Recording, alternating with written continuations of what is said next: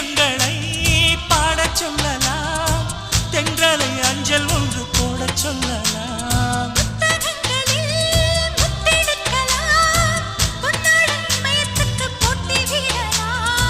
பூமிக்கு பொட்டு வைத்து பார்க்கலாம் பார்க்கலாம், பூவுக்கும் ஆடை தைத்து போடலாமா?